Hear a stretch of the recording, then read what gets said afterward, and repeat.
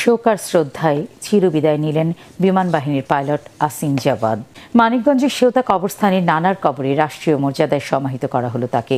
এর আগে শহীদ মিরাজ তপন স্টেডিয়ামে জুমার নামাজের পর তৃতীয় জানাজা সম্পন্ন হয়। শুক্রবার দুপুর 12:15টার দিকে পাইলট আসিম জাওয়াদের মরদেহ বহনকারী বিমান বাহিনীর হেলিকপ্টার মানিকগঞ্জের শহীদ মিরাজ তপন স্টেডিয়ামে নামে।